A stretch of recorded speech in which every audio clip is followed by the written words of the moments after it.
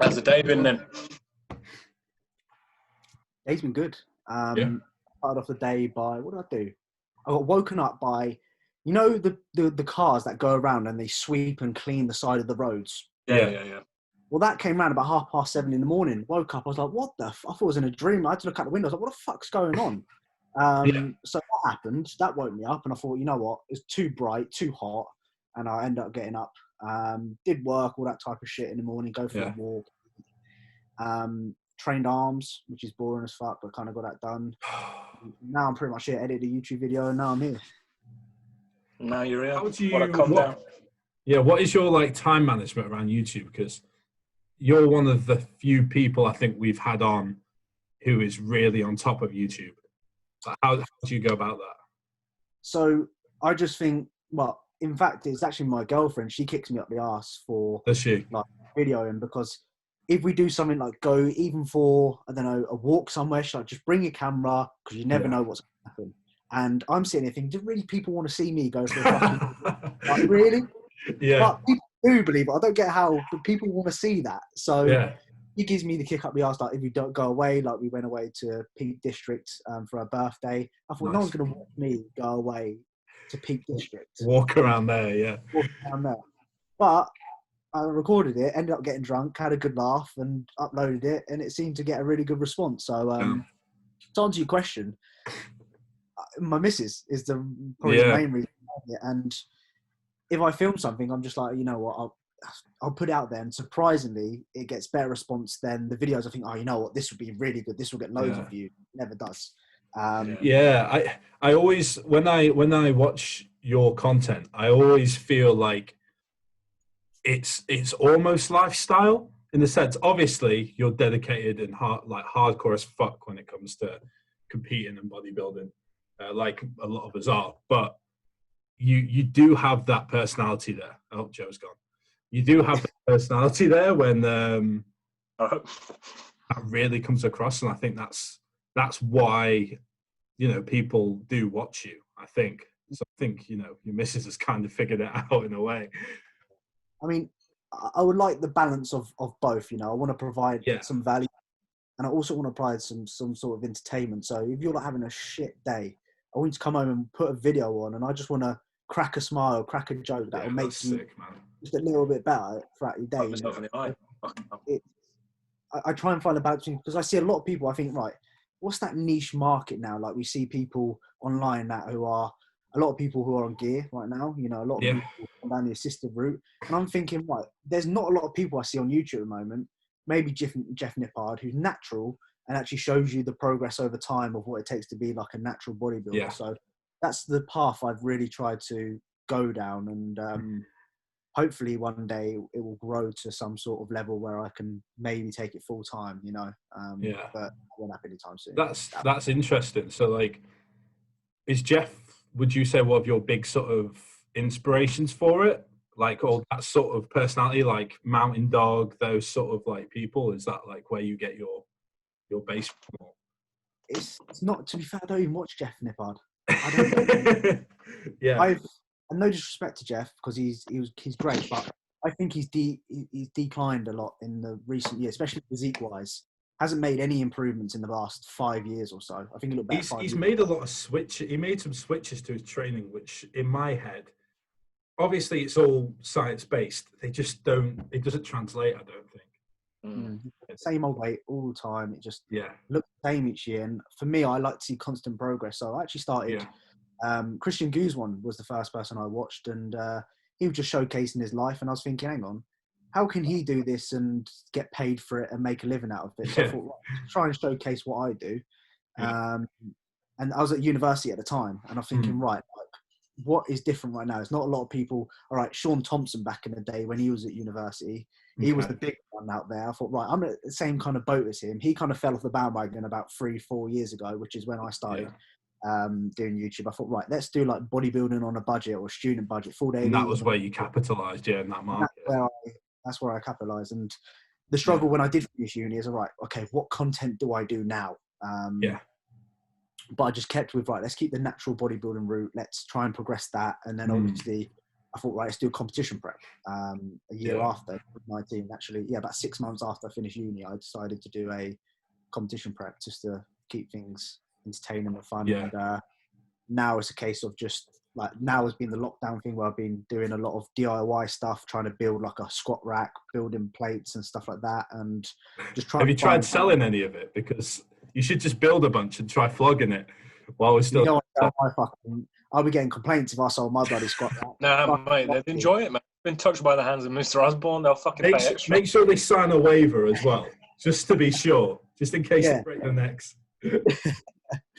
But no, I'd never sell in that fucking shit. It's shit. I see it and go, it's shit. But once I am curious about what everyone's going to do, like once the gym's open, because your stuff's like in the garden and in the garage. Are you just going to flog it? Are you going to take it to the tip? What are you going to do? I'm gonna probably keep it. Especially I've got the lat pull down thing. Yeah. I've got the plates. I've got about 200 kilos worth of plates. So nice. I had actually someone messaged me the other day saying, "Can I buy your plates off you when you go back to the gym?" I was like, "No." Wow. Yeah.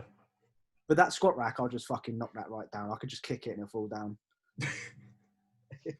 Yeah, I think I'm the same. I'm gonna keep all my stuff. Granted, I've not built any of it, but I'm going to just stick it all in the spare room in this flat and just leave. It's easy enough for you, isn't it? Huh? Easy enough for you. You just got fucking 4 empty rooms next door to you. I mean, sort of, but it's just bearing in mind I live with a few other people. Only a few other people, but we do have those spare rooms, and it's just sort of like trying to avoid pissing off everyone else in the flat if I've got a squat rack in the kitchen. Do you know what I mean? So it is. Huh? How many people do you live with? Only 2 other people at the moment. It was 3 other people, but one of them's moved out. So it's just 2 other people who are. At the moment, it's not too bad anyway. Yeah. It's. I think I'd lose my mind if I was a uni student living on my own in the student accommodation right now. I don't know how some of these fucking students are handling it. Like, if you're sat in a flat on your own, everyone else has moved out, you're there and all you've got is your assignment work, like, and you can't go out, you can't like meet up with mates, like you can't go visit people. Fuck me, like, what are you doing right now? Have a wank. That's it. People are just gonna wank themselves into oblivion. That's gonna be 3 months of time for them. I know the feeling of like, I don't know if any of you know about, like, when I was in my final year university. Yeah. I went for a bit of like a low time being quite lonely. I went to Southampton University. Obviously I live in Luton, which is about 2 hours away from Southampton. So I couldn't go back and forth like every other day. It was just down there for the term. And I suffered with just being locked up in my room on my own and, you know, just really quite negative. And I can see why a lot of people suffer at university with like mental health side of things, being on their own, because when you do be on your own for quite a long time, you just constantly speak to yourself in your head, you know, you send skits. I was in a similar boat when I started in my first year for like maybe the first 6 months of uni. Like I went out and I met people, but at the time, aside from like uni work, I had no sort of aims. And I had a few friends, but no one that I'd meet up with on a regular basis. And the only people I lived with in my flat, in my student accommodation in first year, were all foreign students for some fucking reason. So I lived with like, I think like an Argentinian girl, a bunch of like maybe German or Swiss girls who knew each other. So they didn't fucking bother speaking to me. Then like this one girl who was from Portugal, and none of them spoke any good English. The only like contact I had with them was in like the kitchen, saying hi and bye to them, because they just wouldn't speak. Like you try and engage in conversation, they'd be like, yeah, all right, and that'll be it. So like that, for that space of time, yeah, I agree with you. Like university, for some people, I think it's fantastic. And then for other people, if they miss out on certain things, you're fucked. That's sort of feels like, do you know what I mean? Yeah, 100%. I mean, I graduated in 2018, And I look back at university now and I think, fuck me, especially in my first year, because all you need to do is get 40%. And I think, at the beginning of the year, I was like, I'm going to try so hard. I'm going to do so well. I'm going to get all my work done. And then you end up leaving it to the last minute and you end up thinking, fuck it, I'll just get 40% at the end of the year. And I should have just gone out every single night, not giving a fuck.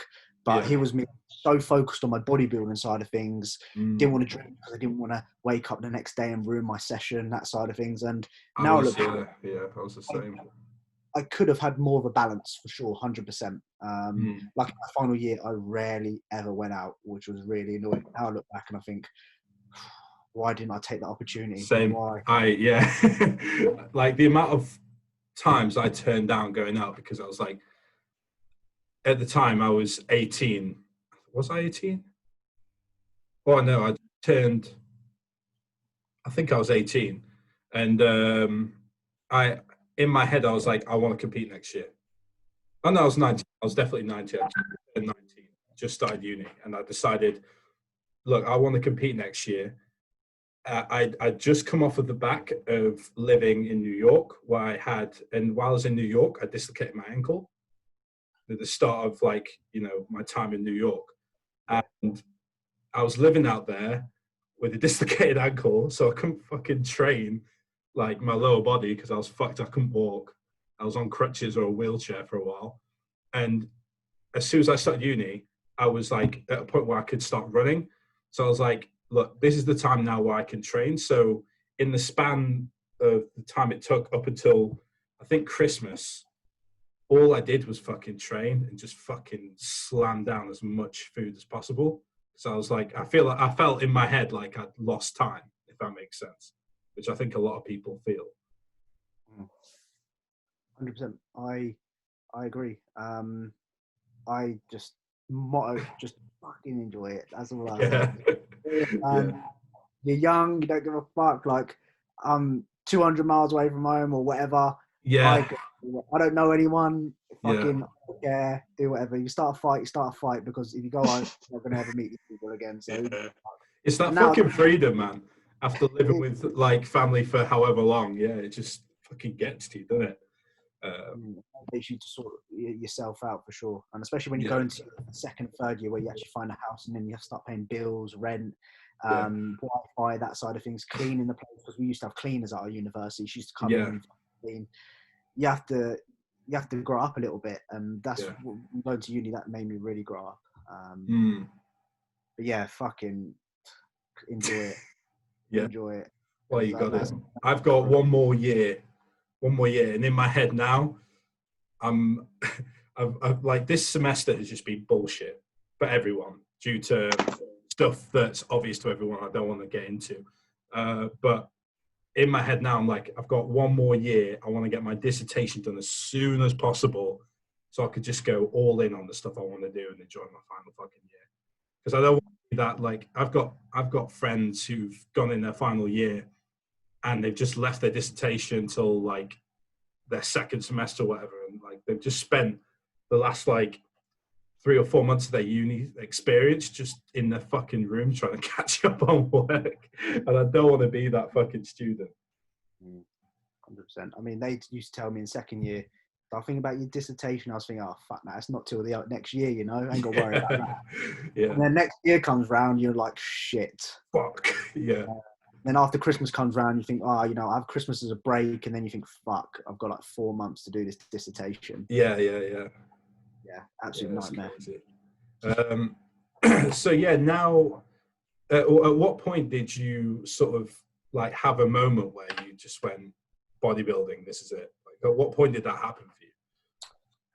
I would probably when I was in university. I mean, my first year I was a little bit, I enjoyed myself more. Then the second year I got into it more, and then the third year, that was when I kind of got my head down, because interesting. That was the only like escape line, because my third year was the year that I was really lonely, locked up in my room, and as gay as it sounds, that was like my only fucking escape from, you know, just the thoughts in my head. And I kind of knew that then was when bodybuilding, I'm going to commit to this kind of time. That's sick. So, I think a lot of people get that now. Where I don't think we've actually discussed this on the podcast yet. Why? I don't think we have. I think this is the first time we've got into this sort of side of it. It's like it is like escapism, isn't it? But it's like in my head, it's like probably the best form of escapism you can have. It's like investing in yourself, right, and improving yourself. Like there's so many other things that you could be doing. Like I've got loads of friends who just fuck themselves up due to drink, drugs, whatever.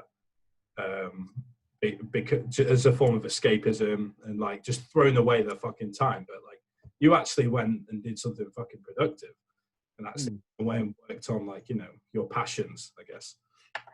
100%. I mean, I have been through, I'm not saying I have done that like from day one, because I've done other stuff, you know, like smoking being my escape. That was my escape last year. When I smoke, my thoughts are all happy and, you know, I'm lovely. But when you start smoking for, you know, 3 months in a row, it just becomes it was a horrible habit for me. Like I needed that bud or whatever so I could actually eat some food, and I'd eat some food and it would be like just become a poor relationship. At university, I used to take Xanax, and a lot of people at university take Xanax and drink so they get that high. But I used to take Xanax to get the feeling of just passing out and not waking up for 12 hours because I didn't want to be in my head. So I would pop a Xanax and I'd just sit there and I'd just feel my whole body just shutting down. I'd just be sitting there. I couldn't move my body. And eventually I would just pass out. So I wouldn't say I wasn't the most, like bodybuilding was the way, because obviously I was training before that. But I have played around with different things, you know, and it gets to a point of where it's like you know, you don't want to be using Xanax to get out of your fucking system for 12 hours. Yeah, that's not a good fucking habit to pick up. I know some people who did the exact same thing with Percocet, like, and like similar effects. Like it does become a bit self-destructive, right? I used to wake up and didn't know where I was. Appetite was non-existent. My legs wouldn't work. My legs were just fucked. My appetite was fucked for the day. And I was thinking, yeah, it's great in the moment when you feel your body shutting down. You're like, yeah, I'm going to go now. So like, and I wake up like a bowl of oats on my chest still poured over to the side because I've fallen asleep halfway through eating them. But like I say, it fucks with you. It's like getting too drunk. It just ruins the next following day. You know, it's just not good.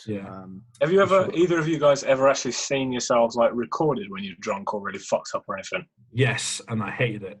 I hated watching it because it's fucking horrible, isn't it? The perspective. It's like you're looking at yourself, and in that moment, like when like you watch yourself fucked up, anything could happen to you and you just have no control in the situation. That's like the part that really fucks with me. That's why I don't like doing stuff like that anymore at all. You know. I'm quite an emotional drunk sometimes, so when I do come out, like I'll probably have a cry. I'll probably be really angry as well. Like when I do get angry, I cry. I used to do it when I used to play football. If I had an opportunity, I'd fucking cry my eyes out. Not because I was upset, because I was angry.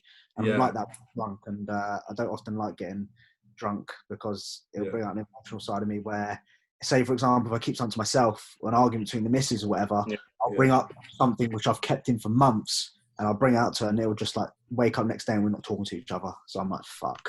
Actually, let me just check, because I think I got sent a photo the other day. Let me see if I can put it up in my background. Wasn't that big cock that you told me about? No, it's me fucked up when I was maybe 16 on the New Year's Eve, and for whatever reason I'm in a fucking Pikachu onesie, and there's a line all the drinks we'd be drinking the night before behind me. There we go. Fuck me. There you go. How's that? When I saw that picture come up, I was like, for fuck's sake. It's awful. I hate, like, I'm glad that I don't have a habit of like going out and partying. Obviously we can now, but like I think I grew out of it quite early. So I think in a way I think it's a good thing, but at the same time, yeah, it's just like in fucking the UK, man, like it's such a big thing. Like it's socially, like you see now people are losing their minds because pubs are closed, you know? So yeah, it's definitely like, there's definitely a culture here, and like, oh yeah. So yeah, getting past university, because I feel like we've stuck on that for a while. What is your sort of like situation right now, like with work and whatever else? Like, of course we're in lockdown, but like you're still doing YouTube. You've got clients, right? And you've got some other stuff on the side. So I went into full-time coaching. Well, not full-time, but I went into coaching when I did finish university, and I kind of built it up from there. At the moment, I'm still full-time coaching, which has been good. Get a little bit of pocket money from YouTube. It's not crazy, honestly. People think at my level, YouTube pays you thousands, but it's a bit of shopping, isn't it? It's the shopping goal. It's like pocket money, you know. It's like money that I just save. In all honesty, it's not crazy amounts. And obviously, I work with Legend London as well, so I have a contract with them, which is good. And then obviously with supplement ads as well, which is quite nice. So at the moment, obviously during the lockdown period, when we first went into lockdown, I did have a big hit when it came to clients. Like I lost in the space, I think it was about 14 days. I lost about 10 clients. Which at the time I was like, oh my fuck, what's going on? But what I did there is I just made the decision to really put a lot more effort, or I'm already putting a lot of effort in, but I just really wanted to make sure I could hold on to clients. As many as possible, yeah. I have, I've lost a few, which is fine. I've gained a few, which has been good. But I just wanted to make sure that I'm trying to put out as much content as I can, keep people interested, keep people like, showcasing transformations and stuff like that, because the industry's built off, especially being an online coach, is built off transformations. And if you can get transformations, people eventually invest. Especially in lockdown. I realized 100%. And I realized a lot of people invest into not just what I can do, but me as a person, because they want me to say, they know I'll be straight to the point. And if you're cheating on your diet, I'm like, what the fuck are you doing? That's one of the best qualities in the coach. That's why I love AJ as a coach, because straight from the get-go, when I signed up with him, sent over my first pictures, he was like, mate, you look fucking shit. Like that was his sort of first reaction. And he was like, I don't know what I'm looking at here.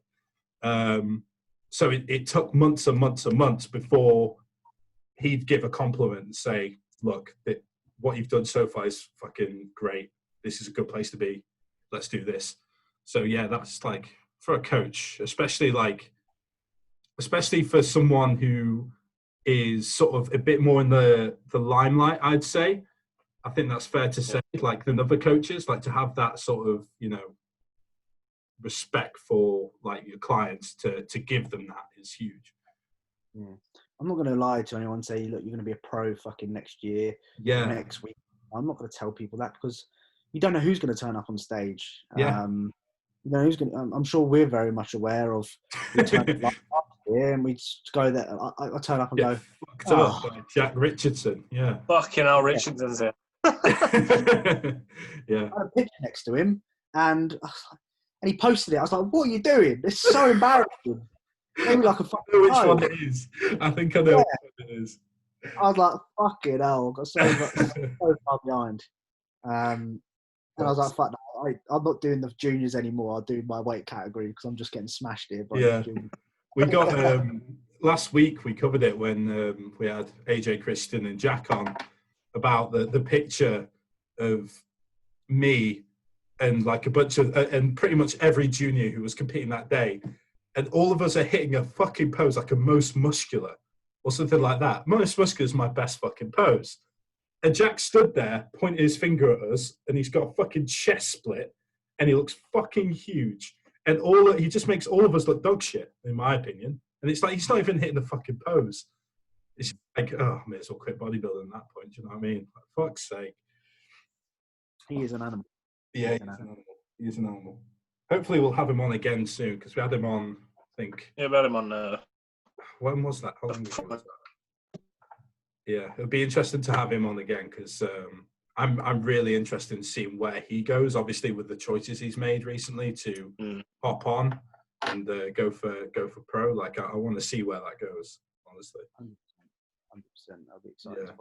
What about you then? Because I've heard talk about you considering hopping on at some on point. The BMX lad. Operations and Yeah, I was. At the moment, I'm still very indecisive about what I'm going to do and when I'm going to do it, because I've been quite selfish with the missus. I'm just saying, look, I'm going to go down the gear route. I don't give a fuck about you. I don't give a fuck about our future. I don't give a fuck about kids or anything. But really, realistically, it's just not a smart way of thinking, you know, because I do want a family. I do want kids, and I don't want to jeopardize my testosterone or whatever it might be, hormonal function, because I've just been selfish and gone down that. I don't want to lose it, you know. So what and I spoke to this about AJ, and I said, look, I mentioned in check-in, I was like, I'm not ready to go down that route because I want to almost kind of do some sort of redemption in last year, because I had such a negative thought toward, like, last year I was like, right, finish content creator, you know, fuck this, fuck natural bodybuilding, it's shit, because I was really frustrated with myself. And I know last year I could have won even just a qualifier. And I kind of want to just do like some sort of redemption in a couple of years' time and come back onto the natural stage before I go down that assisted route, because I do want a family. I do want to set that all up, and then I can say, look, we've had our kids. Let me just go down this route. We're not having any more, and I can jeopardize that. But right now, and yes, obviously you can freeze your sperm and stuff like that. But I just think, being at the moment 23, I think, do I really want that? And I don't, because I just don't want to rush into it, and I'd rather continue doing what I'm doing, because I'm still making progress as a natural. And I'd rather get a little bit more out of that, do some sort of 22 comeback, if you want to call it that, and maybe decide after that what I do. I think that's realistic. That's a really, really fucking mature way of thinking about it. I think like, because I've had my thoughts about it, obviously. I think we all do. And I'm only 20, and last year I had it in my head where, like, I was in a relationship at the time, and in my head I was like, look, I'm in a stable relationship, everything's going great, whatever. And for whatever reason, like, I felt more comfortable at the time with the idea of it, because I had someone else in my life who I could see in my future, and I knew that there was going to be a stable, like, in my head, I felt like I knew there was going to be something there, like a stable future, regardless of like what happens in the future, like, you know, at the time. And like, she was supportive of it. As long as I obviously didn't just fucking turn into a roid head and take every drug under the sun. But it was on my mind then. I think it was on my mind at the end of last year to an extent. Obviously, because like, I came off the back of my first time of competing, and I was riding a bit of a high. But as you say, I had it as well, where at the last show I did, and I didn't place, I was stood on stage, and I don't know if you could see it in any pictures or footage, but I was pissed off. I was so fucking pissed off that I didn't place, because the first show I got compared with like people who were in the top 3, and I was like, do you know what? I feel good about this. I've got some time to improve before my next show. Came to the next show, I was definitely leaner. I felt pretty good about it. But then I got beaten. No shots fired at him particularly. I got beaten by Matt Berry, who at the show, the first show, I felt that I had beat. So he came back and fucking destroyed everyone at that show. So in my head, I was like, fuck, I fucked it. Like, I was so pissed off at the time. So in my head, I was like, I want to come back next year, or this year, and compete again. But AJ was like, no, you gotta wait, because I'll be in juniors until 2022. So I've got time. I've got so much time. But yeah, I do want to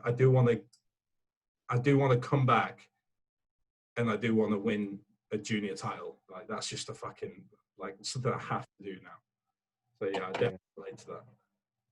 Sure. I think with myself, I could have, like, I saw throughout the year before I actually did my first show, I saw a few qualifiers, and I see the people that turn out, I was thinking, fuck me, if I competed about 4 to 6 weeks earlier than what I did, I would have had a better chance of winning. See, my first show was #too lean. Yeah, that was the thing. And I remember telling people, oh, fuck off, I'm not too lean. You ain't got a clue you're on about.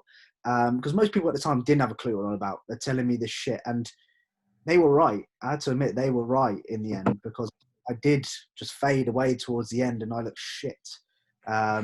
We were talking about it and with AJ last week, that you were just shagged.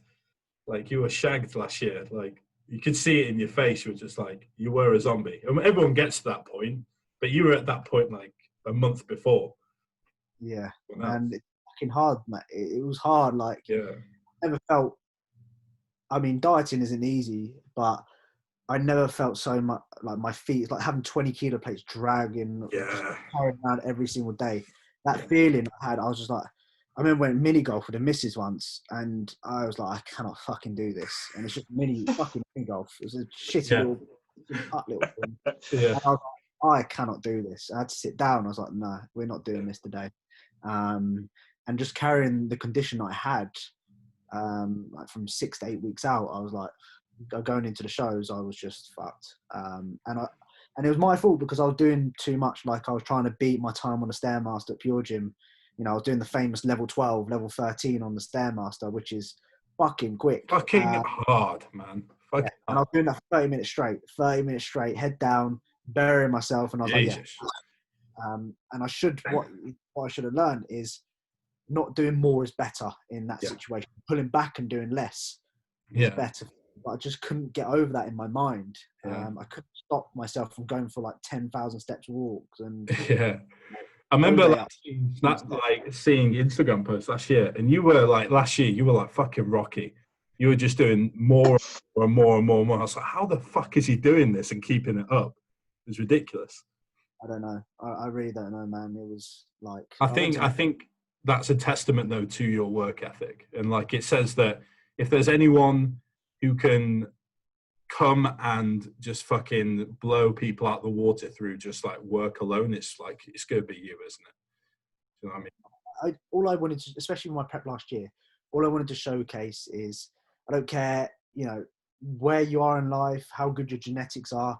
I just want to show if you can work hard, you can make a big fucking difference to your physique. Oh, absolutely.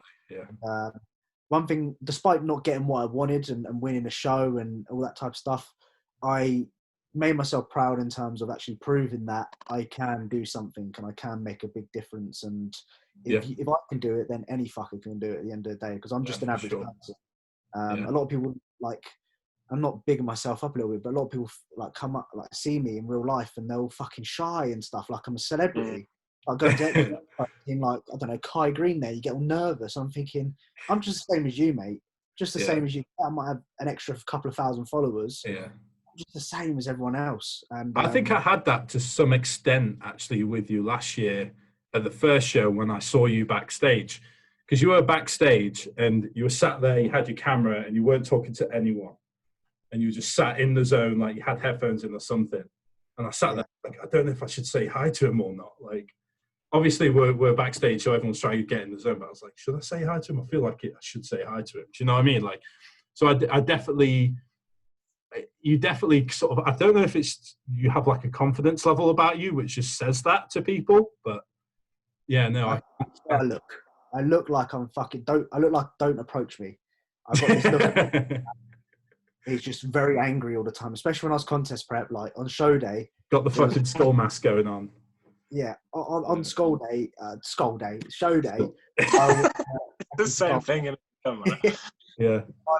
On show day, it was a case of I don't give a fuck about anyone else. As bad as that sounds, I'm focused on myself here. I'm here to do like business, and I'll chat to you after the show. No problem at all.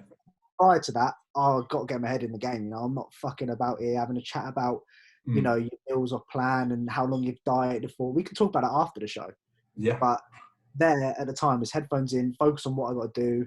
And yeah, I mean, I could socialize a little bit more, and I maybe did towards the end of the show, because I knew towards when I was doing my later shows that I wasn't really going to win any. And I was quite more relaxed as I knew, as I kind of knew the process. But especially for your first shows and stuff like that, you're like, nah, I ain't here to speak. I want to be on time. I want to be the first person walking out on stage or whatever. And I'm not interested. I wasn't interested at the time about your prep or anything like that. We can talk about it afterwards. It's interesting, right? Because like backstage, you get so many different types of people. Like you get you, who's like just in the zone, headphones in. You get Jack, who's just talking to everyone, really chatty, really chilled out. People were trying to. I had it a few times where there's people who were genuinely trying to pull an Arnold and try and psych me out backstage. Like, oh, your phone's not great on those curls, mate. Fuck off. Like, you know, like you get people who, like, you get every sort of personality backstage. Do you remember the Birmingham show where we were all just in one fucking room all together? Oh, some fucking bullshit, man. Fuck. It's basically like obviously it's a theatre, so it's like a dressing room. Yeah. Had mirrors all around it. That was the one. How many about 40 people in this little 40 room? people in one room. No, literally. That was such a bad day. Because we were like there till about 4 o'clock and we hadn't been on stage, and we're sitting backstage for about 4 or 5 hours. Don't know what to do. I can't imagine being that close to competitors in the room, because I've actually performed on stage there doing like drama and that, because it's only up the road from me. And fuck that, man. I want my own space. Like, fuck off over the other end. I've done that as well, Joe. And it's like being at a secondary school musical backstage. Yeah. That's what it was fucking like. There was so many people, all with their fucking thongs on, and just sat around on the floor, on chairs, on like pipes on the wall, wherever you could get a spot in that room. And it started to get really warm in there as well. I remember that. It got fucking hot backstage. And it was just so normal. Fucking ice cream van. That's the clip for the episode. That is the clip. Want a flake, son? You gonna go out and grab one? I'm done. Really can't. Today's 99, but it's $2.99. Fuckers. I didn't know that ice cream vans could go out now. Yeah, they got perspex screens up and everything. You know the reservoir. I'm in the middle of fucking Birmingham, but I've not seen. Yeah. I was surprised by that because the weather was shit today where I'm at. Oh, it's nice here. I got sunburned. The back being at the backstage and dressing room. Yeah. Standing in our thongs, and you know our cocks are like fucking tiny, all nervous and shit. And it's just normal. It's just so normal. Like if you took like a random person off the street and they came in there, like, what the fuck is going on in here? Depends who you choose. To be fair, might pick some fucking weirdo. I had my friend at that show, and there was a few times in the day where I had to touch up on glaze or whatever before the performances at night show. And we went outside, and I was stood in the street in my fucking purple budgie smugglers, and with one of my mates just covering me in glaze. And there's just people walking past. I've never got so many weird looks. Because at that point, you don't give a fuck, right? Yeah. All that over that amount of time, and you're so dead to the world as it is. But like, there was just like old ladies and like random teenagers who were my age walking past, like in the middle of summer as well. And they must have just been looking at this like, what the fuck are we looking at here? Like, I'd love to see someone who didn't know the sport come into that room at that time. Just to see the reaction. Yeah, it was one of the weirdest shows I've done for sure. 100%. Yeah. That was my first show as well. That was my first show. That was we stood backstage. We were told to pump up because we were going on in like, I think they said like 20, 30 minutes. And then we were stood backstage pumping up for 2 hours. 2 hours because it was that delayed. That was a packed show. Yeah, it wasn't. I think was it BNBF that? It was. Yeah, it was. It was BNBF. Yeah. It was not the best round show that I've ever been to. What was the best show you had last season? What was the best one that you went to? Probably the UK DFBA Southerns. Okay. The lineup was probably one of the toughest lineups I've ever seen on a junior stage. Apart from the final, especially for qualify, it was pretty. It was pretty solid, that one. That was my second show. A week after I did my first show, and I was up against Josh Bailey again, and he beat me again, which is fucking annoying. Lost him twice. Josh is his physique is like, it's so streamlined, isn't it? That's what I think every time I see it, because he's got like the perfect fucking ab insertions, and he's got like quite well, like the insertions everywhere else are pretty alright as well. So it's like you stand next to him, like he looks like kind of like if he had a bit more muscle, he'd look fucking nuts just because of like how his structure is. Yeah. Where did he play? He went to the finals, didn't he? I think he did. Yeah. I think he got third at the British. The British. UK DFBA, and in the BMBF, I think he placed fourth. That's pretty if good. I remember correctly. Pretty good. But I remember him.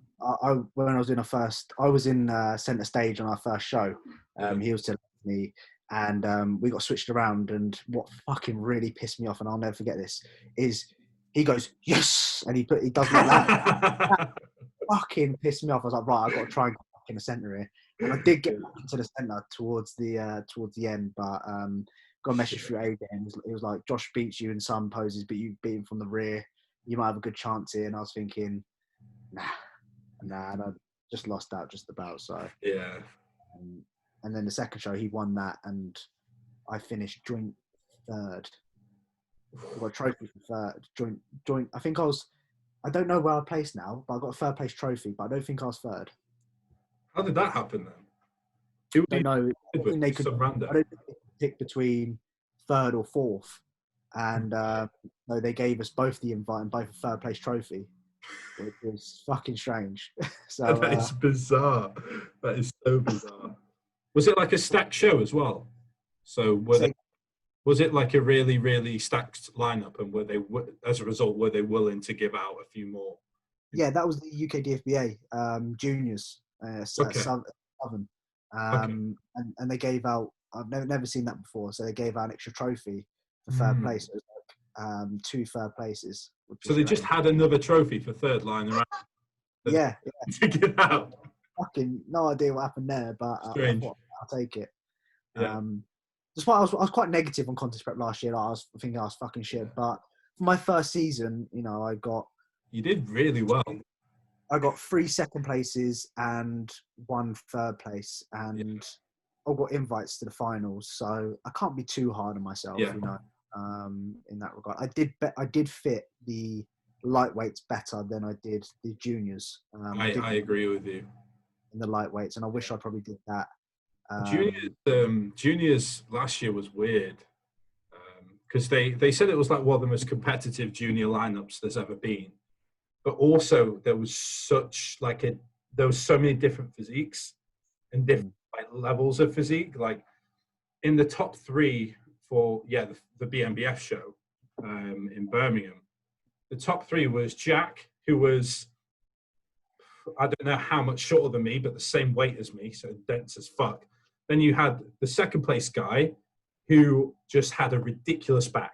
That's what he won on, was his back. Like hitting the back that spread, he beats everyone in that lineup, and that's what he won on. In other poses, questionable whether he should have placed second. And then you had third place, who was good, but he wasn't anywhere near the same condition as everyone else, but he was just fucking huge. So that's kind of where what got him that placing, I think. And then at the second show, it was the same thing. It was just like there was like one guy who was ridiculously tall. There was like one guy who was really short and really streamlined, and then you had Matt who came in. He had huge quads, and like there was such a range across that division. Yeah, especially like coming up against someone like Josh Bailey was, I think, in 160 towards 170 pounds on stage, and there's me at 145 fucking pounds. Yeah, I can bring as much as I want, but I'm still going to get outsized like nobody's business. I tried to get the condition game and not worry about having the fullness. When in reality, I brought more the, I should have been on stage towards the 150 pound mark, but I just wanted to be as chilled as possible. As chilled as I possibly can, which I did achieve, I think, but probably not on stage. I don't think I achieved that on stage. I think I achieved that like 4 weeks before. So I kind of fucked up on that side of things. It is what it is now. We learn, and next time I won't do that shit. So when's your next season going to be? Do you know? I'd probably say 2022. I reckon I'd like to do 2022. I'm starting to think that now, because everyone who can't compete this year, they're going to compete next year. That's gonna be the case. Like next year's gonna be too much, I think.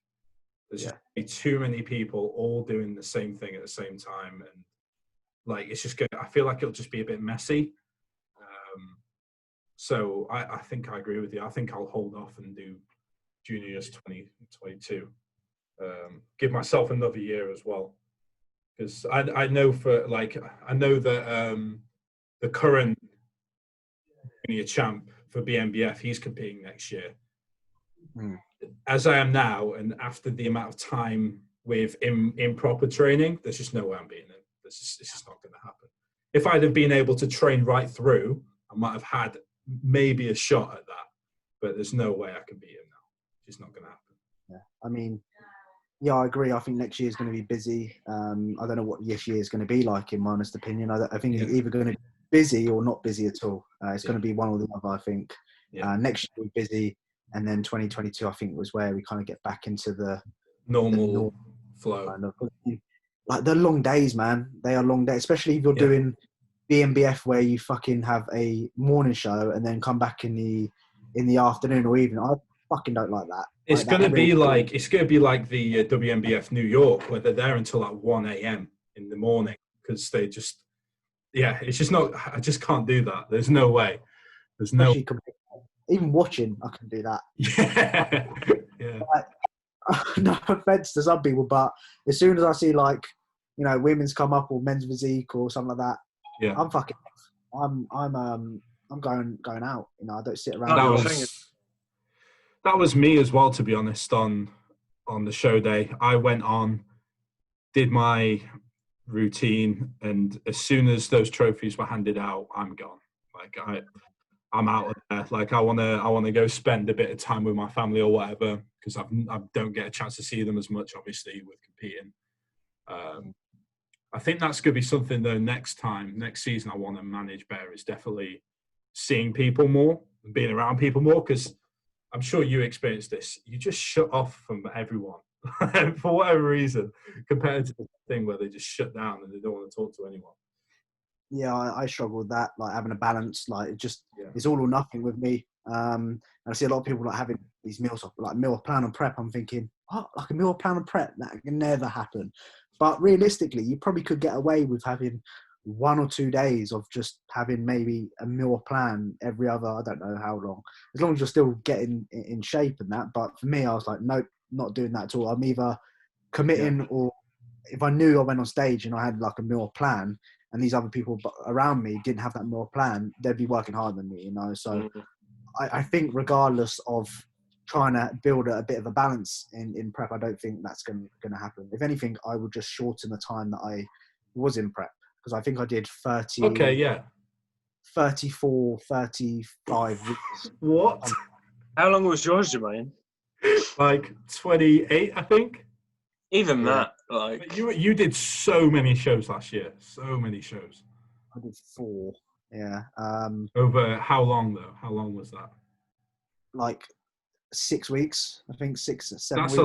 That is a long time, and a lot of shows to do in that amount of time.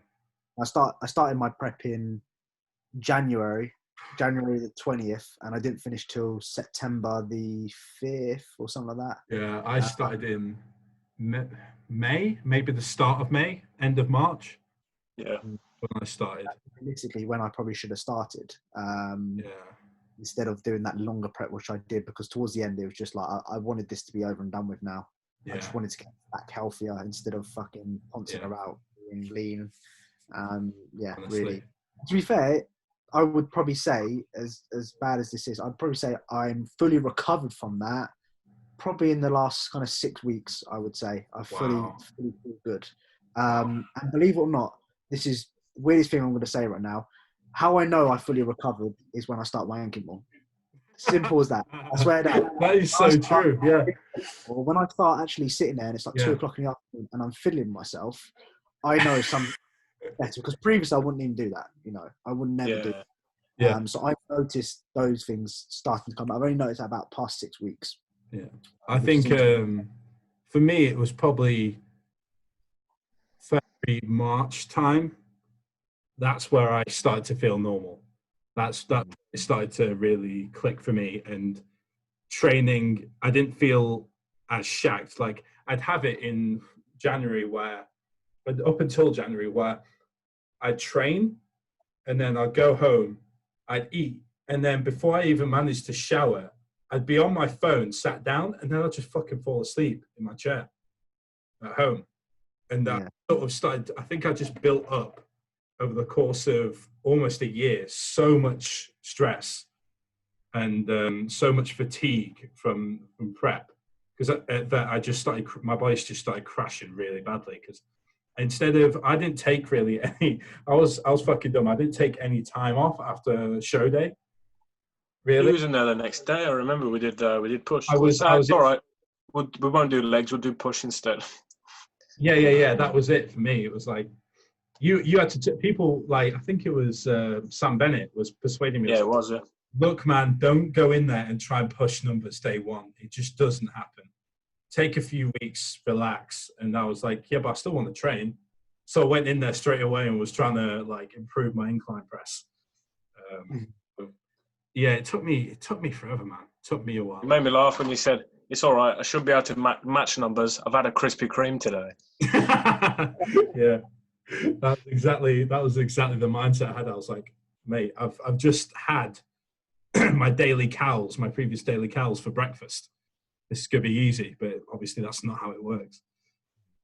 I noticed like I'm going to post a picture later of when I think November time, so about 8 weeks post show, where my body just went into this kind of recovery mode where my physique just looked fucking horrendous. I looked watery, small. All of a sudden I went from finishing my prep, still looking fairly shit, but still pretty lean, to a point of where I did gain a little bit of weight, even like 5 or 6 pounds. It just made water. Made me look completely different, and I just lost everything in such a short paced time, because I was like, right, let's do the post show phase and not binge, because I didn't binge post show. I kept it pretty smart, and I didn't gain excess amount of weight. But when I did gain weight, it was like me gaining a pound felt like 10 pounds added to my physique. It was so like I just went into like some sort of recovery phase. I took progress pictures in November last year. I was like, I look fucking shit. Like, what did your so for me, like, obviously I'm assuming you had it where it just went all to your midsection, right? And you just look what did your legs look like? Because I had a weird thing where my legs up until Christmas still had feathering in them. That's went to my legs. Yeah, like exact same as me. Like I had a fat body, but my legs were I had full lines in my legs. Yeah, for some reason. Fucking weird, man. I know it's weird because I notice every time I do like a diet phase and push back up, I distribute fat in different places every single time. What I notice now at the moment is I don't hold as much fat in my lower stomach, but previously, before I did any diet, I used to have fat in my lower stomach. Now it's in my love handle area. And I used to get fat in my biceps as well. I used to pinch my biceps, and I used to have quite a bit of fat, which isn't bad. It's made my arms look bigger. But now it seems to go different places every time I seem to push up. So I'm wondering next time where it goes, because it hasn't gone to my legs this time. Because my legs, when I do contract my leg, luckily now I know how to pose properly, so I can bring out some sort of just all goes to your head. Yeah, I mean, I did my quite a funny story. I did a DEXA scan last year, and I was 11%, but 10 point something, and I would have been under 10% if my head wasn't so fat. I've got 3% fat in my brain or my head is 3%, so I've got 3% fat in my fucking head. I was thinking if I had a smaller head, I might have been underneath the 10% mark there, but I hope you don't got my head. I'm hoping next time it all just goes to my calves, so I actually have some fucking calves. That's all I want. Just want some ball sack calves. I'm sick of having small calves. I think calves is either there or you got it, you haven't got it. Like my calves. No, it's insertions, isn't it? It's like my calves are all right, and it's like with you, Jermaine, you haven't got small calves. It's just because they're high. Yeah, it's relative, isn't it? Yeah. Yeah, but also your proportions way different than mine and George's as well. So how tall are you, George? True. 5'6". 5'6". You're what, 6'1"? Yeah. I'm 5'10". So we're like bang, bang, bang. Yeah. It's true. Yeah, I feel like I remember meeting Flex Lewis when I was like 17, and for the space of 30 minutes of queuing, all I could stare at was fucking calves. And forearms, Jesus Christ. And the forearms. That's funny actually. When we actually ended up speaking to him, all my mates asked like, "Oh, how do you get like your forearms that fucking big?" And he told his wife to turn off the camera because they were recording for YouTube, and he says, "I just wank more, mate. That was it."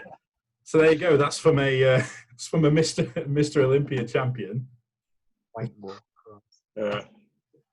Those days are over for me. I can't do it when you're like 14, 15, when you started out, it was like 6 a day, easy. Yeah. Now you're like 1 a day. I was 10, not 10 a day. I was 10 years old, mate. So. Oh my God. 10, bro. Reveal all. Yeah. My first one I remember was I was and it was over Katie Price autobiography. Fucking At the page in the middle, she had big old fake tits. Yeah. Slaggy skin. So I did that, and that turned into like 5, 6 a day, and then it used to. How are we going to title this, Joe? What is this? It's all right. I'll figure something out. So you're a tip man. I'm an art man. I'm not. Me too. I'm an ass guy. Yeah. Because tits in bras, don't get me wrong, great. But take that bra off, what direction are they going? They could go out here, they could go up here, they go anywhere. So I don't think that. Whereas underwear, you've got a nice ass or you have a flat ass. Either way, you're taking it off and it's still going to be there. Do you know what? I don't think I've never actually met a boob guy. It's never happened. Tim's a boob guy. Like a unicorn. Tim Stewart's a boob guy. Tim? No, he's an ass guy, isn't he? No. He's told me he's a tit guy before. Maybe he likes it more. Words with him. It's not on. I'm not having it. He's being greedy. He likes both of them. Bastard. So you're in a mini cut phase at the minute, right, George? Yeah. Me too. Briefly, before we get into some questions, how's it going? It's going good. Better than what I thought. So I started at 173 pounds, nearly 174, and this morning I was 166. So I've dropped about 7 pounds in 2 weeks today. So dropped actually more than what I expected, but I feel better. The one thing I noticed as soon as I got calories down is my sleep just improves. Just sleep is way better when I drop calories. So yeah, that's the noticeable difference, and starting to look visually leaner. When I uploaded some progress pictures yesterday and noticed that my quads are leaner, front shots are leaner, and just a little bit of detail here and there. But strength is still up. I'm still fairly strong for me, I guess. And as long as I can maintain that for the next 4 weeks or whatever, then that would be perfect, ideally. Awesome. I haven't seen much from you, Jermaine, to be fair. How's things? Things are all right. I've just been keeping quiet. It's training has definitely been on the back burner for a while, just purely because I've been in a period now for the past 2 months where I've had this in constantly. And a lot of it's coursework related. So it's a lot of reports, a lot of online presentation and ongoing pieces of work. And a lot of switching around of work as well, where as a result of not being able to do anything practical related for university and being inside an S&C gym or whatever, they've had to completely change around the briefs. So realistically,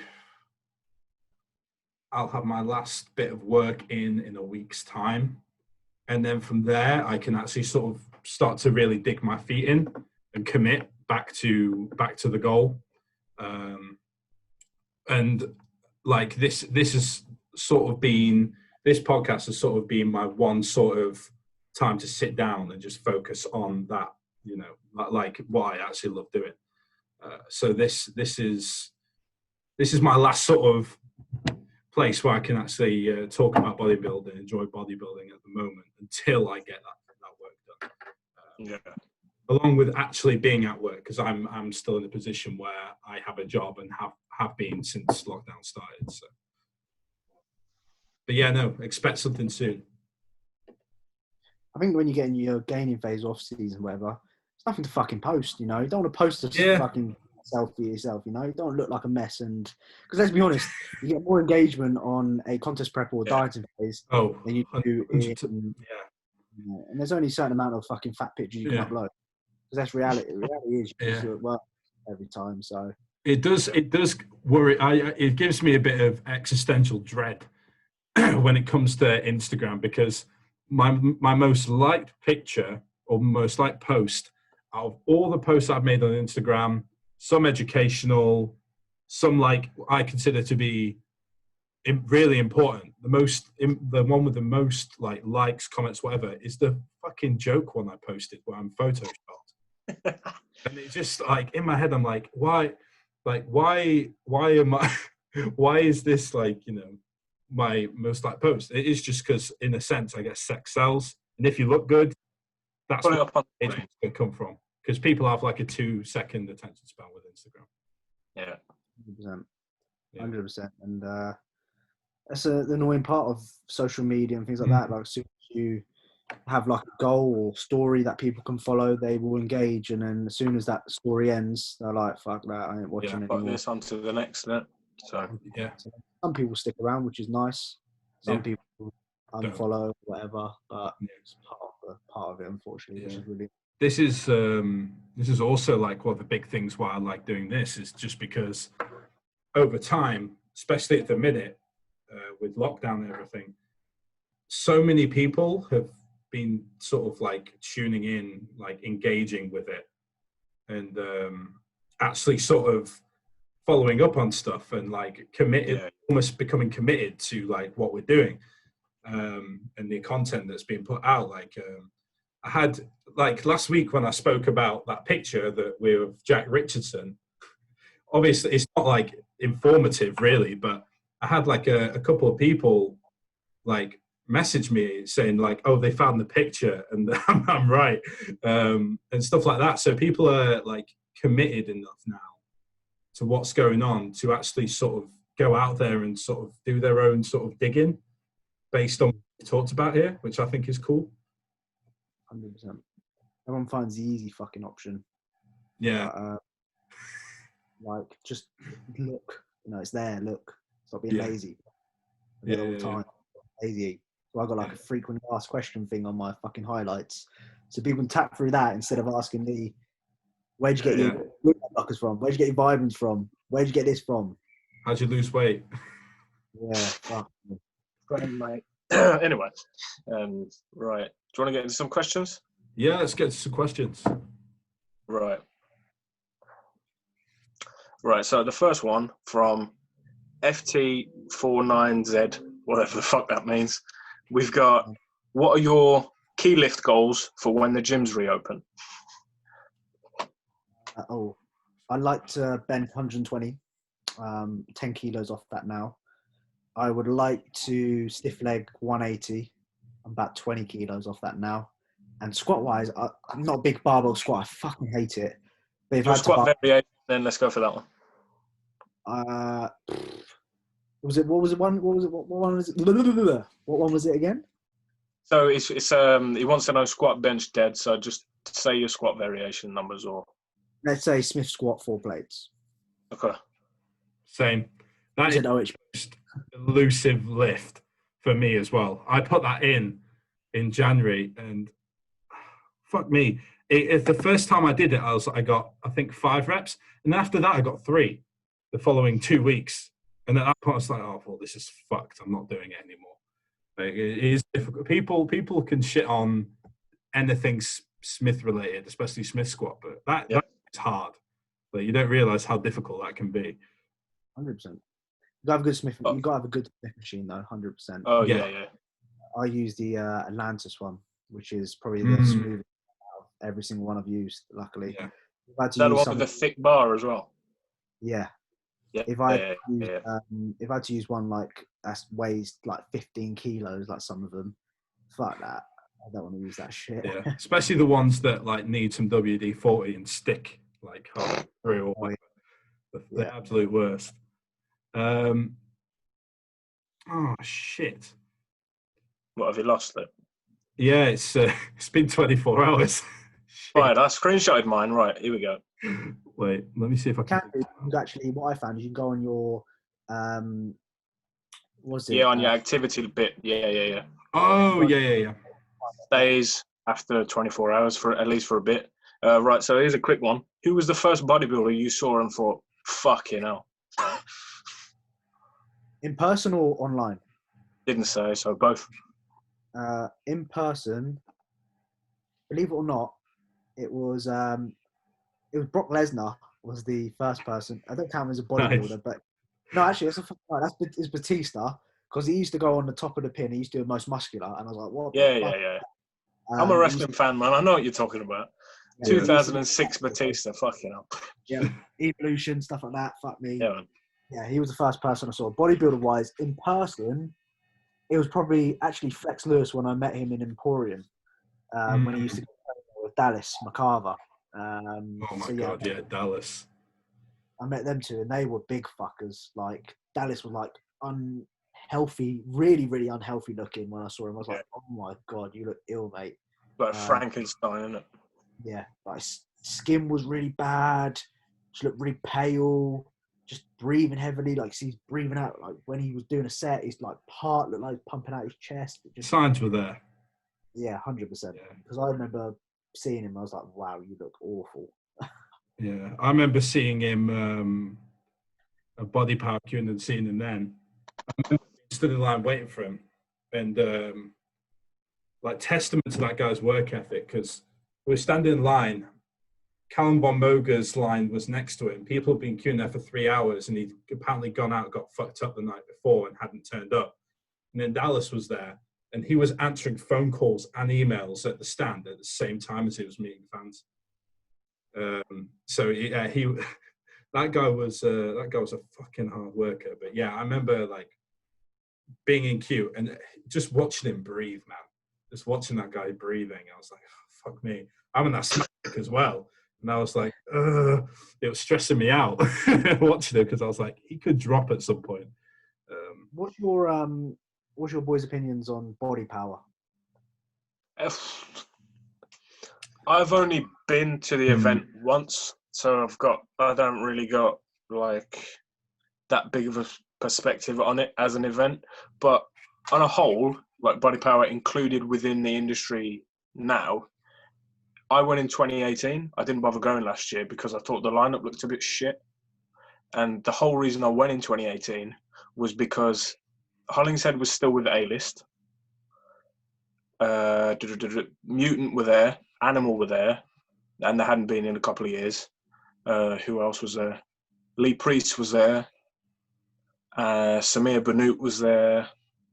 And I got discounted tickets because we went with Dorian, because my mate's friends with Dorian, and so that was pretty much the only reason. And my girlfriend bought the tickets as a present for me for my birthday.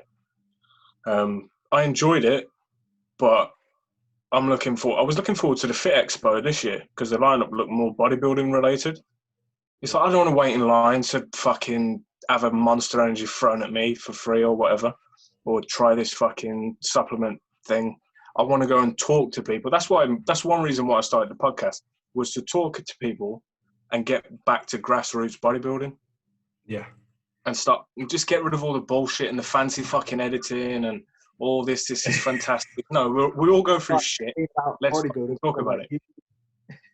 It's like a uni wanking, so this ain't been the best podcast for that. Basically. Real life, though, isn't it?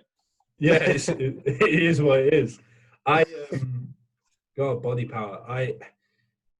The first year I went, I think I've got a bit of like a nostalgia, like tinted lens going on with it, because I remember that first year, and I think I was 16, and it was good because it was the first time I got to watch a bodybuilding show, and it was when there was still a pro show, and it was who was on stage? It was the Asher versus Rowley, wasn't it? Yeah, Rowley Winkler. I remember watching Rowley Winkler on stage and doing a posing routine, and fuck me, that guy was huge. And that was right after as well. He'd like shrunk his waist down. So the guy's arms and forearms were bigger than his waist. And at that point, that was the first time I'd been really exposed to actual bodybuilding, like what it actually was in person. And I think from there, that was like one of the big influences, I think, going to Body Power that first time. Because up until that point, all I was into was like, I think a bit like you, George, I watched Chris Guzman a lot. And mate. August and the original Gymshark crew. And like Chris Lovato and all those guys and Lex Griffin, that was like my bread and butter. Like I watched those guys all the time. But then after that, my shift went to like watching like footage of shows, and like I used to follow Louis Marco loads after that because I could keep up to date on all like the show news and like who was winning, and like at that point that's where I got invested in bodybuilding from that first Body Power. After that, it's just been a steady decline. Last year was shit. Safe to say. I agree. Like I've been 4 times, and each year it's got progressively worse. Yeah. Like now, when last year it's fucking a little booth that sells furniture. We're here for a bodybuilder, though, not fucking selling a settee. What's going on here? Yeah, fucking DF. It's just fucking like last year. It's just getting too expensive to have a fucking booth. Like they're charging fortunes. I found out that they actually charge you as well for like Wi-Fi and shit like that. Because normally when you go to the expos, they have signal blockers. Notice when you go in there, the signal's fucking shit. Now it's so shit because they have signal blockers and they have to get you to pay for Wi-Fi. So they're very crafty with what they do. And you know, like My Protein or whatever, what Gymshark wasn't there. You know, all these big name bodybuilders last year weren't there. And Gymshark just that little pop-up store. And that was the best thing because I drove past that and I see all these people queuing outside. I think, what's going on here? And I found out it was a Gymshark pop-up shop or whatever it was. And that was the best, man, because the expos are charging fortunes for these little shitty stalls. And it was. I remember seeing something about the Gymshark booth costing like $100,000 plus or something ridiculous like that for the weekend. And that was like partly why they ended up doing the pop-up store in that warehouse. That I was annoyed, right, with that whole thing, because I remember at the time, me and my mates wanted to go to it, and Tim, do you know Tim, George? Yeah, I do. Yeah. He at the time was a little Gymshark Bible basher. Loved it, and he went. He's gonna love you. Went around. He went around Birmingham. He'll tell you the same thing. He went around Birmingham to take pictures with the Gymshark T-shirt things they were doing. This challenge where you went on like an Easter egg hunt, and if you found it and took a picture, you got a chance to like win a VIP pass or whatever. And he ended up winning this VIP pass. So he skipped a 10-hour queue. It ended up being a 10-hour queue. He skipped the whole queue and went straight in. At that point, after waiting there for about half an hour and seeing the queue and it had not moved, we said, nah, fuck this. Let's just go and train and like eat and hang out, whatever. But yeah, no, it's like, I don't know if I'm prepared to go back to Body Power again, unless they actually sort the shit out. I'd rather go to Fit Expo, or next year we've got the Arnold finally in the UK. I'm really excited for that, and that's in Birmingham as well. Yeah, 100%. I see what that Fit Expo is like. I know Supplement Mad are there, so I'll be there, which will be quite cool. But like, I don't know what it's going to be like in that regard. Yeah, it's going to be shit, but I just got to find out. It was like Body Power, then fuck me, it's going to be shit. The only thing I like about shit is just the shows, probably, like watching some of the people compete. That's what I want to do. I don't even go out to queue up and meet people, you know. I don't do that. I used to do that, but I don't do it anymore. That's what I mean, though. Like, you got the queue for fucking, I don't know, Gymshark Man or whatever. Yeah. And that's like an hour long in the expo, 2 hours long. Yeah. And then you got IFBB Pro British Champion fucking James Hollinshead with no one in the queue, and he's just waiting there having a bit, and he's just fucking standing there talking to the people on his booth. Sad, and I was like, I listened to his podcast. This was before he's with Red Khan and Jordan and whatever. Yeah. And he was like, I listened to your podcast. I'm going to come over. And we was talking for about 45 minutes about the fucking new God of War game that was coming out. Yeah. And ever since then, we've been all right. Even since then. Yeah, so. He's James is a guy who I feel like only now is getting what he sort of deserves out of the sport in terms of like, you know, people like recognize him as being like a champ and being like a really good pro. I had the same sort of thing with actually, to be fair, the JP booth last year, it was nowhere near, it was busier because there was no one else there, but I don't think it was as busy as it should have been considering who was at that stand. Like, you had Jamie, Joe Hall, you had JP, obviously, and all the other, like, JP crew. And it just, I feel like that show just, like, the Body Power Expo just doesn't do justice to what it was originally. Because apparently when it was, like, first a thing, it was just all fucking bodybuilders. And, Dorian Yates and the owner, can't remember his name, they originally started it and they thought it was going to be fucking shit and no one would turn up. And they had a good turnout for the first year. And then apparently about 4 years in, that's when it started going a bit crap. Yeah. As in getting, right, we'll have this clothing company coming in. Yeah. Get rid of you. You ain't competed in 3 years. Fuck off. You're not coming to the expo. We can get more money from them. Bring in a load of, you know, teenagers and whatever. And it's a shame, really, but it's globalization, isn't it? That was the thing, wasn't it? For a while, when Men's Physique came in, I don't know if you noticed this, George. It felt like all the contracts, it seemed like, were going to these Men's Physique guys. Like, all you'd see at Expo is like Men's Physique, Jeff Side, all these fucking guys at stands. Like the bodybuilding sort of phased out. Yeah, 100%. I think now it's more towards fucking. They rather get someone in who's fucking from Love Island that can sell bloody toothpaste that winds your teeth, which is a load of bollocks. Then an IP pro that's got like 50,000 followers, but this Love Islander's got like fucking 1 million followers. That's what they'd much rather do now instead of, and that's a shame really, but it brings in money, man, and it's all about fucking money. Yeah, it's true. But we got. Hopefully it'll come back around. I'm hoping like in the next 10 years, we'll see a big shift and it'll come back around to the bodybuilders. And maybe we'll have our own booth by then. Yeah, hopefully George has his own booth. We have our own booth. Everyone has their own little thing going on, their own company. We all end up like mini JPs. Right, I got another question. Have you got any questions first, Jermaine? Mix it up a bit. Yeah, I found one. So approach to off-season versus contest prep, does it change? In terms of training, nutrition? Or... I think mindset. I think that's what they were going for.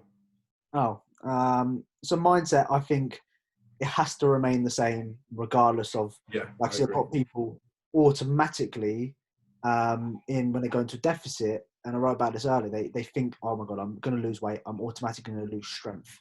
And in reality, I mean, for over a long period of time, you probably will lose a lot of strength. Like you probably know throughout your contest preps, getting leaner, you do lose strength on presses and things like that.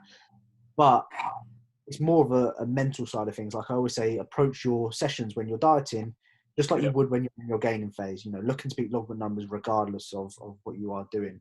I think a lot of people, if anything, you can have a little bit of leeway in your off seasons, you know, with food, that side of things. But when it's dieting, you know, I think you should be even more just relentlessly consistent and strict with what you are doing. Go into robot mode.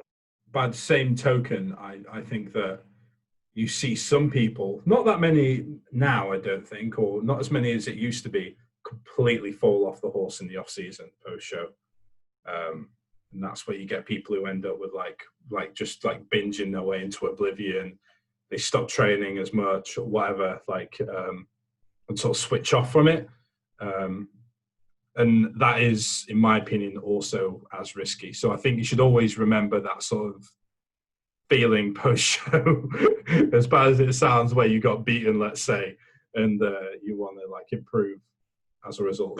Going on from that, obviously when we're fucking deadlifting, you know, something makes you fucking lift that bar up. What is it for you? Are you a calm lifter, angry? I'm a calm lifter. I do, like, for me, I mean, I've been through a scream and shout. Sometimes I will have a scream or shout, but I think that just wastes more energy. You like internal. It's true. Yeah, I think it wastes more energy, and I see people like sometimes screaming and shouting, and I think you're doing 2 plates, mate. Like, fucking hell, all right. If you was doing like way more than what you are doing, then I could understand. But I've like learned, like, you don't have to scream and shout, man. I think it's just wasting energy. You know, save it for your set, and like if you're screaming from fucking rep 1, like, yeah, probably something. The loading's wrong anyway. If you're screaming from rep 1, fucking hell. Yeah, you're doing something wrong. I had I'm not gonna lie, I am that guy who shouts when they're training. You're not that bad. I still have my moments where I'm like hack squatting or something when I am a loud motherfucker. Yeah, you're a bit like you're one of these like hey! That's kind of what you're like, fucking hell, let's do it. Whereas like I'm very like on. I'm glad that a lot of my sets don't get filmed, because some sets where like I've done hack squat on a Cybex hack squat, and I've had someone there pushing me through reps, and I sound like I'm giving birth, honestly. So I'm on that machine, you have to, mate. Yeah, it's true. It's a tough machine. Especially the Cybex. It's fucking awesome. I love it. My favorite hack is the Atlantis. Okay. The Atlantis. They have them at pretty much all the Ultraflex gyms, and oh my god, like the profile of that is amazing. Like for me, I think it's just for my kinematics and like how my body works, the leverages on it are so much better for me, so I can sort of really drop into a hole in that. Whereas on a Cybex, I feel like I'm going to have my like knees explode underneath you. Yeah, so I think everyone gets that to an extent. So. Yeah, and then you go on to Ultimate Fitness has got the Watson pendulum. I like that. Oh, fuck me. No, you don't like that. Tim don't like that. Like you don't like that, George. I fucking love it. I fucking hate it. I stopped doing it in prep. It was but I can't even remember when I stopped doing it, but I was like, look, my knees are going to blow out at some point. My knees feel fine on that machine. It's my fucking adductors that feel like they're going to explode. My knees, my lower back, everything just feels fucked. Yeah, agreed. It's such a fucking... I love the variability in what people enjoy when they're training and what feels good in that. Anyone who made Watson kit must fucking hate people. I think like terrible. Do you know what? I think I'm trying to. I feel like the Watson guy must have made it for him. He made it specifically for his profile. So it fits him perfectly, and everyone else could get fucked. Oh, right, hang on. I've got one more question. Yeah. That's any good. A lot of them are just like when you're going to jump on gear and all that. But, so, right, here we go. In the future, do you intend to change your training style at all? Oh, that's I don't want to be bodybuilding for my whole entire life, you know. I've said to myself, when I get to like 40, maybe in my 50s, I just want to be going to gym 3 times a week, doing fucking full body split, not doing this progressive overload shit. Yeah. I just want to feel good, and I just want to kind of dust, get about for the rest of the day, and just have a healthy balance. Because I think like for me, I get obsessive over this fucking progressive overload. Like immediately, if I don't progress from rep number 1, or so I say set number 1, I get like 1 rep down from previous last week. I automatically assume that this session is going to be fucking terrible. And I'm just thinking, really, am I basing this session off just 1 set that I've done? And then the rest of the session, you progress. Just that 1 set that you don't progress on is automatically a terrible. So I just want to get to a point eventually when I'm older where I don't have to worry about this progressive overload. I don't have to worry about all this shit, and just go into the gym, just feel good, get a nice pump, and then be done and dusted. Not having to worry about bloody thin out logbooks and shit like that. Yeah. But I mean, what I have done recently, and my style has changed. I used to be dead against arm days, dead against training arm sessions. But since being in this lockdown, I've actually done arm workouts or sessions, and I have seen improvements. Definitely some fullness in my arms in general since Interesting. implementing them, which I can't believe I'm saying, because I used to be so against arm days. Like, I think you're going to the gym just train arms. Fuck that shit. That's boring. But like, I superset it, 45 minutes, nice and quick, done and dusted. You know. I've thought about it. I've not actually committed to that yet. So I might I've give that a put it go. down in the logbook already that for when I return, there's going to be more arm focus, because my arm's dog shit. Same. I need more arm focus. It's like I'm wide as fuck. Levers. Yeah, it's like I'm wide as fuck. So in my front poses and in my back poses, my arms look fucking shit, to be fair. But I don't dislike the look of having slightly smaller arms, because I think it makes everything else look bigger. But to be fair, I want to do fucking well when I compete, because I enjoy the training, but I'm fucking competitive. So the training's second to me. So if I don't enjoy the session, I really don't give a fuck, as long as it's working and the fucking results are there. So I've decided I'm going to stick to this plan. Me and Matt Tofton, shout out to Matt, I've put together a little training routine that I'm going to be following when I return. So I probably won't be training with Jermaine and Robbie that much on the PPL. So it's going to be 4-day split. I'll go into more of that when me and Jermaine have a solo podcast. And we're going deeper. Yeah. But I'm looking forward to it, because just looking forward to it, really. Yeah, I don't think you need to spend that much time on arms either. Yeah. No. I think a lot of the time people want to progressive overload with arms and stuff like that. But I've found, since I've been doing arm days, I don't even logbook it. I just go in there, I superset everything, I get a really good pump, done. And they just look fuller, they just look better. Yeah. So I think a lot of people overcomplicate their arm training. I just think you need to hit them a little bit more frequently, maybe a little bit more volume than what you used to do, and work in different rep ranges and just get a good pump. What are your thoughts on like intensity techniques for arms? So like doing 21s or whatever. Like, do you use those or? I don't. I just do. The only thing I have done is just blood straight flow. Okay.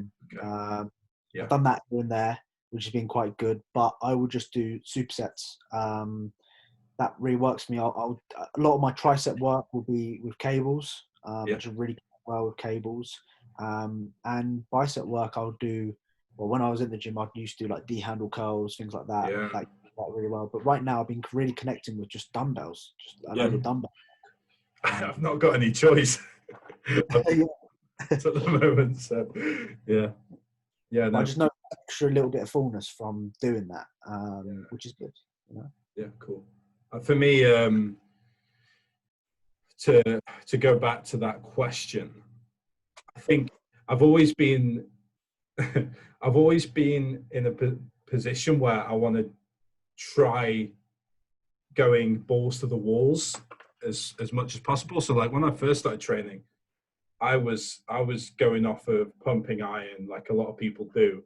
And it got to a point with me where I started doing German volume training. So I was doing like 10 sets of squats. Marcus Rawl style, fuck me. Yeah, it was dumb. It was fucking stupid at the time. And it definitely limited my progression early on. But in a way, I do want to try and apply that to the other end of the spectrum when it comes to weight, load, intensity. So I think at some point I do want to try DC training, like really get in on dog crap and see what I can do with it. Because it's always intrigued me. Like I like watching videos of people who do DC training. So I might give it a go at some point, but it is just a matter of being able to actually fucking recover from it. Like getting written off after 1 week of doing. Yeah. So we'll see. Favorite person to watch who does DC is Dusty Hanshaw. Yeah. He's fucking, especially with his like rows, his deadlifts, stuff like that. He does some pretty crazy stuff. Who is your favourite bodybuilder, George? John Jewett is my favourite. Okay. I just like how he does everything. I've watched his, obviously, 2018, then obviously going into 2019, Olympia, placing third. Was it third or fourth? Yeah, third or fourth. I think it was fourth now. And just seeing that trend.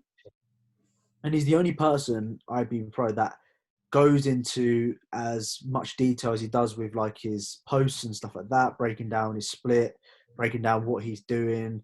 I don't often see a lot of pros do that, and I appreciate that type of stuff because, like, for example, I don't know if you've seen the podcast with like Ronnie Coleman on Joe Rogan's podcast, mentioning that he's like, he comes off gear, goes cold turkey on gear in his off-season. Fucking lie, absolute lie. Yeah. Like nobody. Like coming off gear for him is going on like TRT at least. Like surely. I don't even know, but for them to say that is a complete lie. And the 0.33% body fat as well. Just throw that out there. You're fucking lying, Ronnie. Carry on. I think all of his meds are going to his head. I tell you, from all his fucking operation shit, because 3% in the off season, just no. I shake my head. I'm about 0.3%. Yeah, buddy. He's fucking. I don't believe, and John's very open about what he does, which I really like, and I don't think he gets the recognition that he deserves. I agree with that, because a lot of people still follow people like fucking Sadiq, fucking like he gets like 100,000 likes on a fucking shitty post trying to sell shit. Yeah, and everyone's buying into it. People are still buying into that shit, which is really annoying. Yeah, really annoying. Little fun story about Sadiq. I was at Body Power once, went to meet him, and he, first of all, before I even shook his hand, he signed a little poster of him. He's handing out. He gave it to me, and the thing I said is like, I don't want that. I didn't ask for that. Like, he tried handing it out to me, and he didn't. After that, he told me to go away. He's got a fucking attitude. He does. He does have a fucking attitude. You hurt his estrogen, man. I went up to him, and he started. So I could see he was writing down. So I was like, "What's he writing there?" And then after that, he gave it to me. Tried to give it to you. I was like, I don't want it. I didn't ask for a post. Yeah. He just told me to leave. So I had the same thing where I was queuing to meet him when I think it was 2017 Body Power. And there was a queue of people who wanted to meet him. And then I was like pretty close to the end of the queue. And he just like, he just turned around to this crowd of maybe 30-minute queue to meet him. People been queuing for a while. And he just turned around to the crowd and went, "Right, I'm going, guys, bye," and just walked away from the stand. Just left all of the fucking fans who had like queued and spent time queuing. I'd have just shouted from the back of the queue, "Fuck off, you big nose cunt." Luckily, it was at the Gap booth, and at the time I wanted to also have a chat with Zach Ainsley. A lot of people shit on Zach Ainsley, but I get along with him quite well because I've spoken to him I've met him and spoken to him for like an hour every single fucking Body Power I've been to, and we even had it I think it when 2018 Body Power. At that one, me, him, and a bunch of the Gap people, and like, do you know, what's the fucking name? Female bodybuilder, UK bodybuilder. Female UK bodybuilder. What, with Gap? Yeah, well, she used to train Zach. Sharon Madison, that's her name. Oh, yeah. Yeah, fucking huge woman. Me, her, and like that little group, we ended up just getting really fucked up that night in the hotel. So I get along with him very well, but the majority of the rest of the Gap crew, yeah, fucking, it's just another one of those companies. Do you know what I mean? Yeah, they're trying to buy and sell their way. Yeah, no, fuck Sadiq, man. Fuck that guy, honestly. Causing more shit again, George. Here we go. Who gives a even if he does see this, which I highly doubt he ever. Even if he does, yeah, fuck that guy. Fuck you. Fuck you. It was going to happen at some point, but oh, of course. Yeah. What right, before, about? I don't know. Fuck that. Right, let's wrap it up with It's now the off the script question. It So is, if you could have one That's for 3-course, everyone. one Yeah. 3-course meal right now, or on death row, if you weren't waking up tomorrow, what would you have? So starter. Starter, I'd have prawn cocktail. Yeah. Love a little prawn cocktail. Who said that last week? Someone else said that. Oh, Was it Christian? no. Was it? It might have been. I don't know. Oh, no, he said sushi. It might have been Jack. I think Thorburn said it. I'd have a prawn cocktail. Main, right now, it'd either be a bonus banquet from KFC. I love a bonus banquet. With gravy. Love the gravy. What is going on there? Or a Pepe's chicken and rice box with Pepe's fucking great. Extra chicken, because bodybuilder and that. Lemon and herb, don't fuck with anything above that. And I'd also have the chips as well, because the chips are pretty nice. I like the mango on the chicken. I haven't tried the mango, to be fair. I've always been lemon and herb. Yeah. And then for dessert, I'd probably go for, sounds weird, but I'd probably go for popcorn and watch Prison Break. Nice. Yeah. Have you never watched Prison Break before? I'm on season 4 right now, so I'm fucking addicted. You knee deep in it. How far into season 4? Halfway through it. Okay. Episode 12. It's my lockdown goal. I've been watching. I like season 3, season 1. They're my favourites. Yeah, they're my favourites, definitely. When they get out of the prisons and stuff. Yeah. 1 and 3 are good. 4 so far is a little bit not as good, and 5 I haven't found out yet. So I need something. Have you got any suggestions for shows to watch? Because I'm stumped right now for shit to watch. I've just been watching live PD on YouTube. That's all I do now. Just watch cops deal with drunk people driving home, and that's it. I don't watch Netflix. That's the only thing the missus told me we have to watch something together. So that's the only thing I watch on Netflix. I don't watch anything else. So I watch YouTube the same. I'll happily watch YouTube. I watch random shit on YouTube. I fucking love watching YouTube, honestly. YouTube's been getting through lockdown. Some of the shit I watch. Better than TV, like they should put more money into YouTube than they do fucking TV, because TV's old fashioned now. No one watches TV. The other day, I literally, I sat down and watched a 12-minute video of Gordon Ramsay making burgers, and then went and made burgers. Yeah, man. Where I'm at now with YouTube, while watching tutorials and then actually doing it. I've spent fuck knows how many hours just looking at his best moments videos.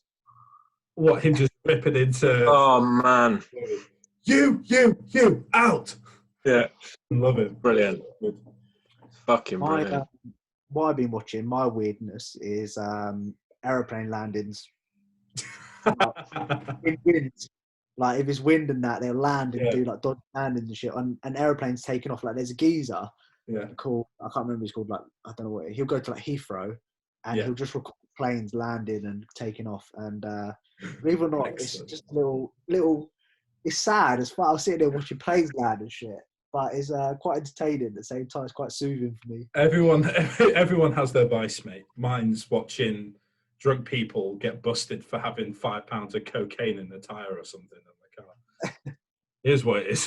No, I don't know what my vice is, to be fair. Don't know. Probably watching fucking FIFA videos, to be fair. Really? Yeah. That was, watching shit like that was me when I was 16 and actually just a hardcore, sad Mountain Dew and Doritos gamer. That was me when I was 16. I don't know, it might be the nostalgia part of it. I don't know, right, watching FIFA pack openings. Yeah, no, not the pack openings, mate. Fucking Draft of Glory. Oh, for fuck's sake. Yeah. Should we wrap that up then, guys? Yeah, man. Good amount of time. All right. Thank you guys for listening to the Off the Script podcast. Guys, I've just realised we didn't even fucking do the opening. We're doing the opening followed by the end. We didn't even introduce George. Guys, this is George. This is the end of the podcast. Thanks for listening.